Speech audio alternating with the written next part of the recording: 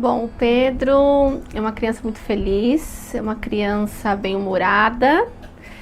Ele é um encanto de criança, não é porque meu filho não. O Matheus hoje ele tem 4 anos e 10 meses aproximadamente. Ele é uma criança muito esperta, até esperta demais para a idade dele, comparando com outras crianças da mesma faixa etária. Porém, ele ainda tem um pouquinho de dificuldade de relacionamento. Basicamente, ele é uma criança bem agitada, assim. Ele não fica parado muito no lugar. É difícil sair com ele para shopping, porque ele tem muita sensibilidade no ouvido. Então, ele é uma criança que tem um atraso intelectual, mas ao mesmo tempo ele é bem esperto para algumas coisas. Ele gosta de estar no convívio de outras crianças, tudo, mas ele tende a se isolar, ficar mais no cantinho dele. Então, o primeiro sintoma que eu notei foi a fala. Ele parou de falar, ele balbuciava, ele parou de ter contato visual. Ele tinha contato visual, olhava nos olhos, ele parou de ter. Ele parou de participar do nosso convívio, do dia a dia, ele começou a ficar recluso. Na realidade, nós demoramos muito a perceber que o Matheus tinha algo de diferente. Porque até então, os comportamentos, as estereotipias que ele tinha, nós achávamos que era totalmente normal para uma criança. E eu comecei a desconfiar quando uma vizinha desconfiou do filho dela. E eu comecei a questionar dos sintomas. Ele não falava. Aí eu comecei a desconfiar, falei, deve ter algum problema, né? Aí um dia eu estava assistindo uma reportagem na televisão que estava falando sobre autismo. E todas as características que eles abordaram, eu via no Paulo. Foram passando os anos, aí eu vi que ele tinha um atraso no desenvolvimento. Sim, a idade programada para sentar, ele não sentou, a idade programada para ele andar, ele não andou. Então já foi dando sinais de que ele tinha alguma deficiência, né? E uma professora dele na época falou para mim, Verônica, eu trabalho com crianças autistas e eu acho que o Pedro é autista. E ela me passou uns 2, 3 médicos. E aí eu pesquisei sobre eles, tudo, para ver se eles entendiam sobre o caso, porque eu não queria ir num neuro que não entendia, nunca tinha ouvido falar. Porque até então nem o pediatra dele, que já era bem de idade, não sabia o que era autismo. Como o autismo a gente é mais por comportamento, né? O neuro, quando bateu o olho nele a primeira vez, falou, Verônica, ele é autista, só vou fazer esses exames, o BER e a audiometria, só para descartar. Mas para mim ele já é autista já. Nós passamos por 2 neurologistas. A primeira que nós passamos foi através do plano de saúde. Foi horrível a consulta, porque ela falou que o Matheus era um autista de grau severo, porque ele chorava muito, a sala era muito pequena, e ele começou a chorar e ela já queria entrar com um calmante para dopar ele. Foi quando nós conseguimos um encaixe no Hospital das Clínicas e fomos passar com uma neurologista lá. E ela falou que não precisava de nada daquilo que a outra médica tinha passado, mas que nós deveríamos procurar uma psiquiatra para iniciar o tratamento. Eu procurei o posto de saúde, né, que é o que a gente tem. Ela lá falou, olha mãe, eu vou te encaminhar para o CAPS. Talvez ele possa ter autismo. Aí lá no CAPS ele passou com uma fono e com uma psicóloga.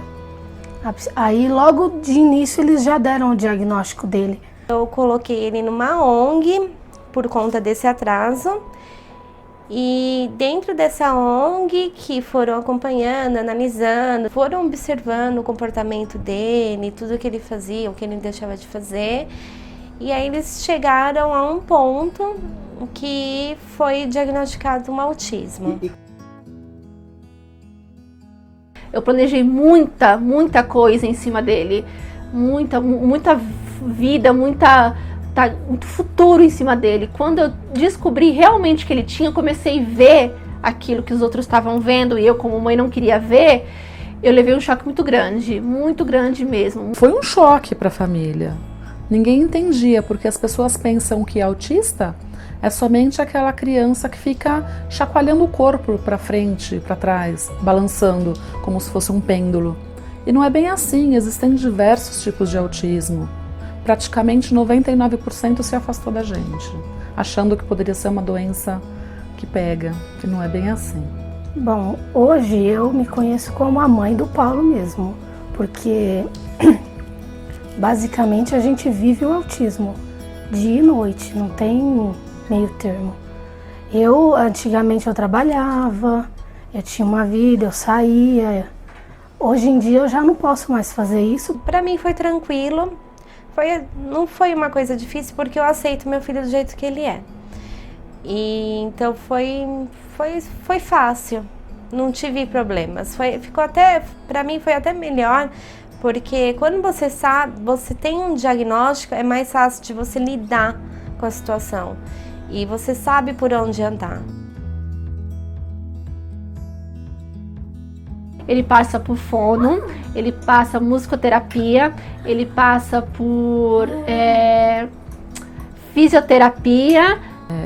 Nós passamos hoje mais, quando nós começamos com a neuro, em seguida passamos para a psiquiatra, e a psiquiatra sempre falava pra gente, o Matheus ele não precisa de mim, o Matheus ele precisa das terapias, o que vai fazer ele ficar bem são as terapias, que é a fono para auxiliar a falar, o psicólogo para auxiliar ele no dia a dia lidar com pessoas, o terapeuta ocupacional para auxiliar ele, na época ele usava fralda ainda, a sair da fralda, a ser uma criança mais independente.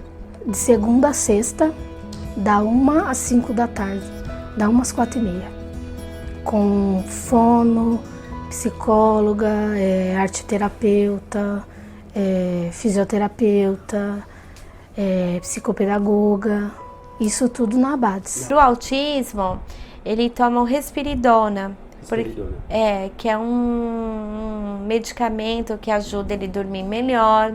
Não toma só isso, eu dou vitamina, porque eles são muito seletivos na alimentação. E ele faz terapia na parte da manhã e à tarde ele vai para a escola. Ele sai umas 3 horas da escola, ele vai para terapia também, que são as particulares e o recurso. Então a gente não para. Para mim, na parte da tecnologia, de ter mais informação. Às vezes eu acho que falta um pouco mais taxadas as informações do autismo, é mais só aquilo, entendeu? Tinha que ser mais abrangente, mais explicativa em muitos outros sentidos. Hoje o medicamento que é mais utilizado é o Risperidona, só que ele causa muito efeito colateral nas crianças, principalmente nos meninos, que dá muito aumento de peso e aumento de glândulas mamárias. Então os meninos acabam criando seios e isso gera bastante constrangimento para as crianças. Vai existir um exame de sangue que você possa fazer já numa criança na maternidade, junto com aqueles que é feito com o exame do pezinho, em que você já detecte o autismo. Isso eu acredito que é o que a maioria das pessoas que tem alguém assim na família idealiza para o futuro. Eu acho que a mãe precisa de uma ajuda psicológica também, né? Porque eles olham muito para a criança, para o autista, mas a mãe fica meio de lado. Bom, eu acho que hoje ainda tem muita coisa para ser falada do autismo. Tem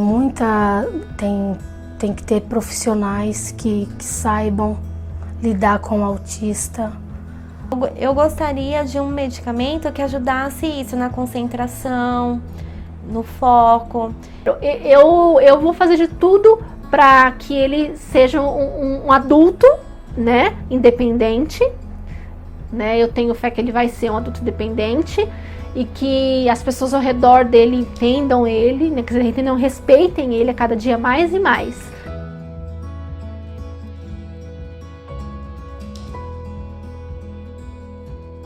Assim, ó.